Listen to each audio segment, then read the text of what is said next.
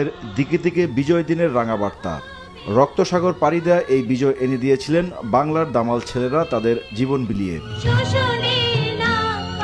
লাখো সেই শহীদকে স্মরণ করল জাতি। ভোরে স্মৃতির বেদিতে বিনম্র শ্রদ্ধা নিবেদন করেন রাষ্ট্রপতি মোহাম্মদ শাহাবুদ্দিন। দেয়া হয় রাষ্ট্রীয় সালাম। জাতির হৃদয় নিংড়ানো ভালোবাসা আর শ্রদ্ধার পুষ্পস্তবক এগিয়ে দেন প্রধান উপদেষ্টা ডক্টর মোহাম্মদ ইউনূস। সূর্য সন্তানদের প্রতি জানানো হয় রাষ্ট্রীয় সম্মান।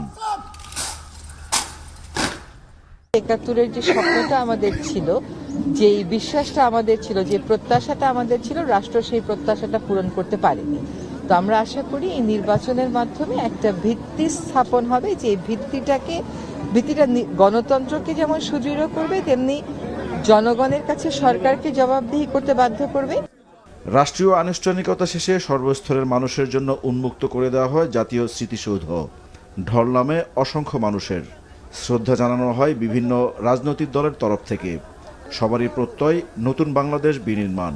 গোলাম আজম সহ ওর সাঙ্গপাঙ্গরা যদি জাতির শ্রেষ্ঠ সন্তান হয়, তাহলে বীর মুক্তিযোদ্ধাদেরকে অপমানিত করা হচ্ছে। তাহলে বীর মুক্তিযোদ্ধাদের অবস্থানটা কোথায়, এটা তোদের কাছে আমি জানতে চাই। এই দলটি 1947 সাল থেকে অদ্যাবধি 47 সাল, 71 সাল এবং এখন পর্যন্ত দেশের শান্তি কখনো কামনা করে নাই এবং করে না। তারা দেশের স্বাধীনতা চায় নাই, এখনো তারা দেশের স্বাধীনতা চায় না। তারা চায় এই দেশটা একটা বিপাকে পড়ুক। গত 16 বছরে যে ফ্যাসিবাদী কাঠামো ছিল, সেই ফ্যাসিবাদী কাঠামোর মাধ্যমে আমাদের এই দেশের অবারিত সম্ভাবনাকে নষ্ট করে দেওয়া হয়।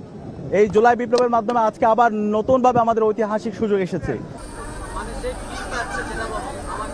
54 বছরের বাংলাদেশে সুষ্ঠু রাজনৈতিক চর্চা গড়ে ওঠেনি এখনো।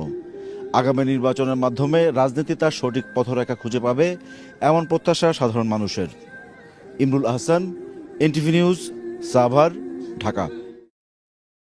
বীর শহীদদের শ্রদ্ধা জানাতে মানুষের ঢল নামে জাতীয় স্মৃতিসৌধে।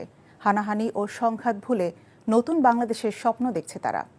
দেশের বিরুদ্ধে কেউ নতুন করে ষড়যন্ত্র করলে রুখে দেওয়ার অঙ্গীকার রাজনৈতিক দলগুলোর। মোখলেসুর রহমানের তোলা ছবিতে ওবায়দুল্লাহ মামুনের রিপোর্ট। স্বাধীনতার 54 বছরেও পুরোপুরি অর্জিত হয়নি স্বাধীনতার সুফল। দেশের মানুষ কখনো মুক্ত, কখনো হয়েছে পরাধীন।